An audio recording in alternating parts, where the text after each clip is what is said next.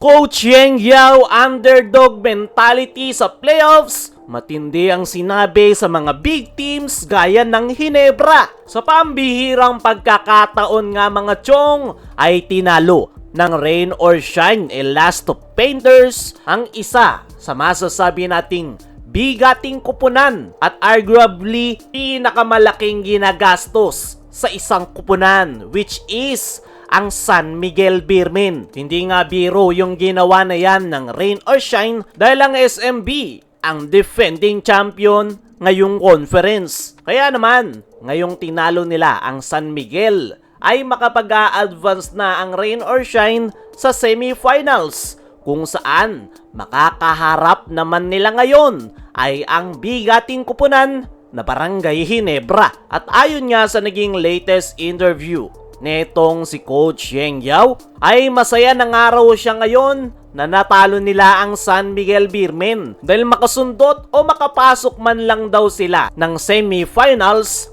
ay okay na dahil napatunayan nga daw nila na kaya nilang makasabay sa mga bigating kupunan kahit hindi ganon kalaki yung kanilang budget. Pero hindi pa nga daw sila tapos. Haharapin nga daw nila ang isa pa sa may pinakamalaking budget sa PBA na Barangay Ginebra. Masaya ng araw itong si Coach Yeng na nakapasok sila ng semis. Pero mas magiging masayang araw kung tatalunin nila ang Barangay Ginebra sa Best of 7 semifinal series. Dahil kung magagawa nga raw nilang talunin ang kupunan ni Coach Tim Cone, ay parang nag-champion na daw sila. Dahil kung ikukumpara daw sila sa mga kupunan na may malaking budget, ay mas angat ngayon ang rain or shine dahil kasalukuyan silang nasa semis at may chance na makapasok ng finals. Para sa akin mga chong,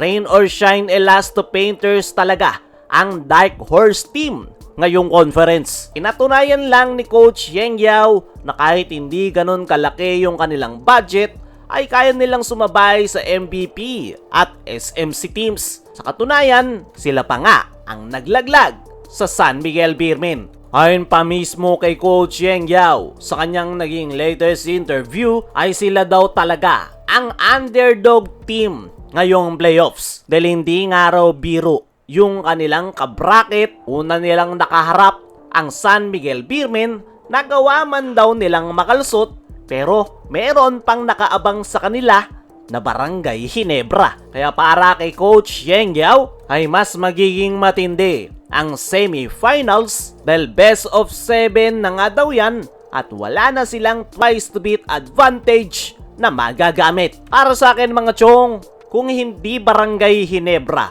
ang magcha-champion ngayong conference, ay mas gugustuhin kong rain or shine na lang ang makakuha niyan dahil deserve nila ang kampyonato dahil kung ano man yung meron sila ngayon ay pinaghirapan nila, hindi nila binili. Kaya naman para sa akin, kung sino yung mananalo sa Barangay Ginebra at rain or shine Elasto Painters sa semifinals ay malamang yon ang magcha-champion ngayong Commissioner's Cup. Kayo mga chong, ano ang masasabi nyo sa mga sinabi na yan ni Coach Yeng Yao sa mga bigating kupunan, kabilang na ang Barangay Ginebra?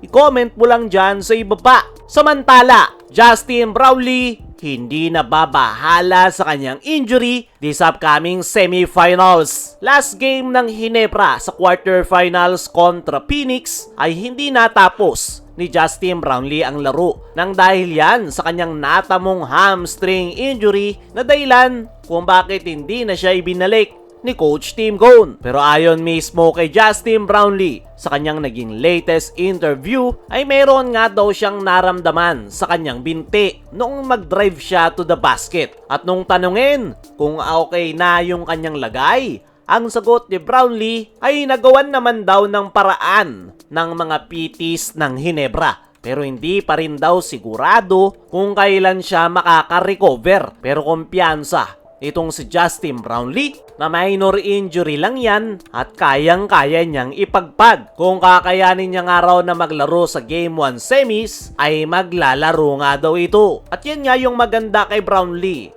kahit meron itong iniindang injury ay nandoon pa rin yung kanyang gigil na matulungan ang Ginebra. Sana lang talaga ay maging okay na si Brownlee bago magsimula ang semifinals. Kayo mga chong, ano ang masasabi nyo? Na ready si Brownlee na maglaro this upcoming semis? Ano rin yung masasabi nyo sa mga sinabi ni Coach Yeng sa mga bigating kupunan gaya ng Barangay Ginebra? I-comment mo lang dyan sa ibaba.